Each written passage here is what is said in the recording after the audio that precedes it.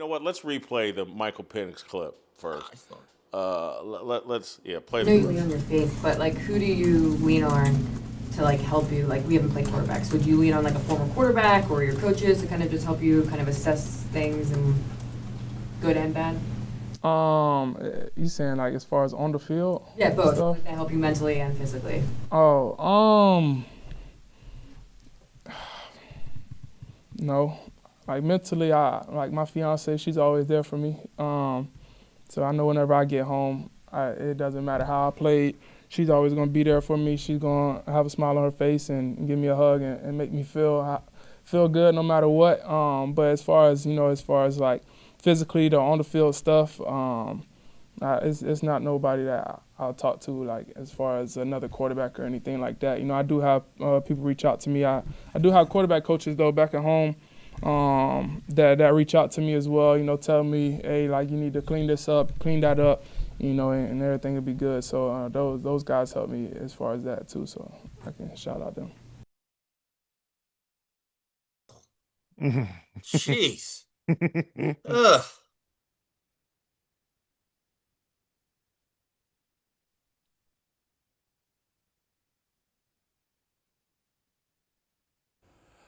All right, Steve, who are you pointing the finger at?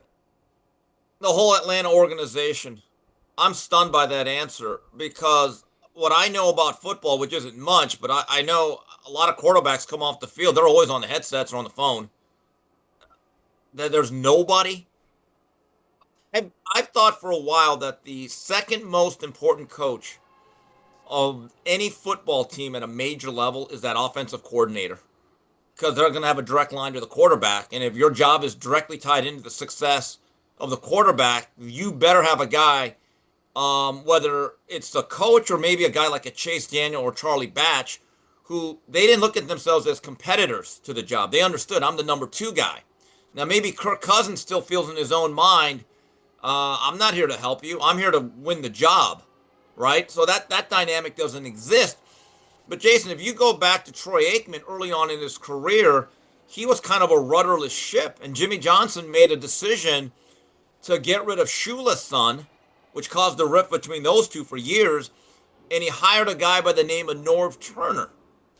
And Troy Aikman said that when it's all said and done, the most important thing that happened in my career was Norv Turner. In fact, he presented him at the Hall of Fame. That's how highly he thought of the impact he made. So if you're the Atlanta Falcons, you better find the Norv Turner for Michael Penix as soon as possible. TJ, what do you make of it? I tend to lean a little more critical of Penix here than either of you, while still acknowledging it's primarily the coach's fault. But the reason I'd say that is because when you have a staff this large, and it's not just a bunch of DEI guys, all right? Zach Robinson. Now, the one thing about Zach Robinson is he's never called plays before. Okay, so he came from the Sean McVay tree. He was with the Rams his entire coaching career and then came over as the OC over there to call plays. So that is something that he may be a little bit overwhelmed just trying to figure out what's going on, not coaching personally. Because one thing that Penix talked about was that, well, I'll have outside guys, give me some pointers on mechanics and things like that. So he's looking obviously for a little more of coaching that you don't always get in the NFL. That is a tough thing where you're like, Raheem Morris and these guys are trying to keep their jobs, right? They're trying to win games. They're looking big picture. By the time you get to the NFL, most of these guys are not thinking, hey, we really need to fix your quarterback mechanics. They're thinking, you need to learn this offense. We got to get some yards. We got to score some touchdowns. Let's go. We'll worry about your mechanics later. And he is talking about his mechanics a little bit there. That's what a lot of these guys do in the offseason with quarterback coaches, not necessarily with their guys on the field. But Zach Robinson's there, TJ Yates, both former quarterbacks, North Carolina quarterback TJ Yates, Zach Robinson at Oklahoma State. These guys are around. Played at Grambling, I think, or somewhere in HBCU. Yeah. Yes, there's a lot of coaches there. And look, he's the focal point. Obviously, the quarterback's the most important guy. To the degree that he needs something, the coaches have to find a way to give it to him. Okay, so you should never get to the point where he feels like he has to answer a question honestly to the media. But also, you do have a job as a player on the team to find somebody to invest in. You go in and say, hey, I'm not getting what I need. If we're going to win some games, you have to help me here and go invest in. I told you this story this morning. That like as a freshman at Mizzou, Nobody cared about me because I wasn't important to the team, obviously. I wasn't really playing in any, I played a few plays a game or whatever. But I connected with one of our assistant strength coach guys, who's now I think one of the head strength coaches at the OKC Thunder. And you invest in somebody, and every guy on the team did that, whether it was a graduate assistant or whoever. There's a million coaches out there. You go look at the sideline of these NFL. There's beyond the guys, there's a billion people out there. There's a lot of teammates out there. And you're telling me you can't find anybody to help you? Some of that is on you.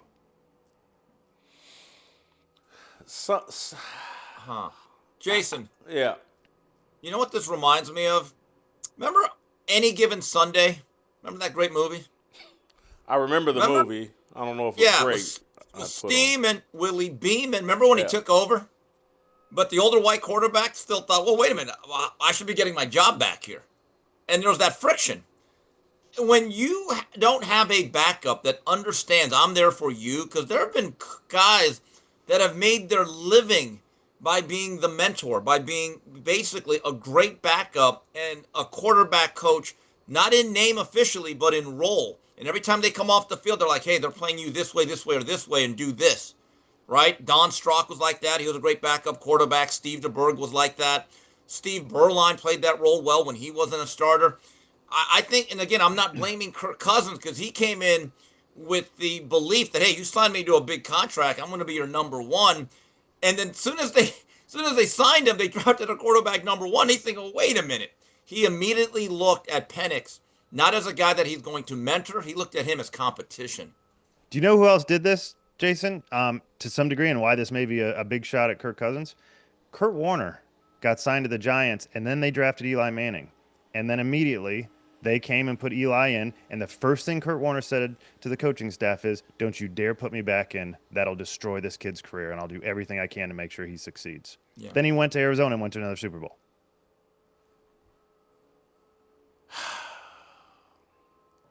I'm struggling to blame Penix or Cousins. I can't do it. I can't.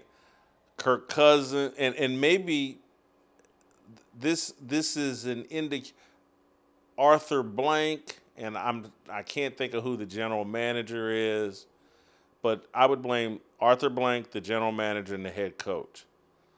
You can't. Terry Fontenette. Yeah, you can't hire a guy at $50 million a year and then draft his replacement immediately. That's a recipe for chaos. When hey, we're getting Kirk Cousins, we're going to pay him all this money. There are people within that organization and within that coaching staff that are all in with Kirk Cousins, and then there's probably another group that's all in with Michael Penix Jr. You've invited chaos. You got to choose the direction and stick with it. And we gave the Falcons a lot of credit, or some people did, at the time when it was like, hey, this is smart. You got Kirk Cousins for 2 or 3 years, and Michael Penix can sit and evolve, and that's all been blown up after 1 year. Did Kirk Cousins make it a full year as the starter? Did this happen at the end of last year, I believe? End of last year. They went a whole different direction almost immediately. That's the mistake. Don't ever hand someone $50 million a year and then draft someone else immediately before this guy. You're inviting the kind of chaos, and to where this guy, there's probably divided loyalty, and then to me there's, I blame owner, GM, head coach far more before I could get anywhere close to blaming Michael Penix or Kirk Cousins. Steve, go ahead, TJ. No, you got to have some personal agency somewhere. I don't think it's helpful for Michael Penix to be looking around saying nobody will help me. Your job as a quarterback, as the number one most important person in the franchise. Let's argue him in context. And I get you can infer that he said no one will help me. It is a cry for help, but they ask him who's helping you, and he said his girlfriend in high school. Maybe this is him like, hey, man, I've tried everything. And now that I've been given an opportunity to try something else in a press conference and put some pressure on me, because I guarantee you he's getting some attention this week. And so, but anyway, let's stick to what he actually did say. Which, Well, I don't know how else to take it. got it. I don't. But I'm just saying, let's stick to what he did say.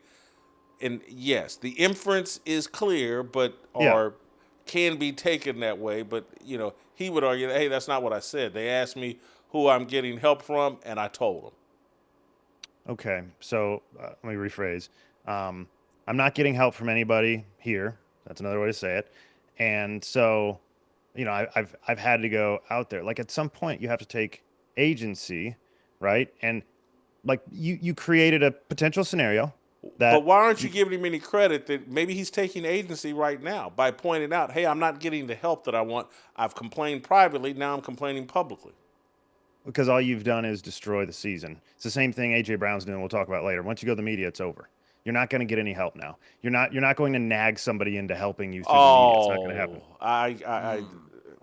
Look, if nagging didn't work, all these wives would be out of a job, and I'm divorced right now. Well, what's the divorce rate, Jason? How's that working out? Squeaky wheel does get the oil. That idiom. Squeaky wheel is the first one replaced. Okay, that's how that works. Like what you saw? Hit that like button, subscribe, and check out the full episode by clicking the link below.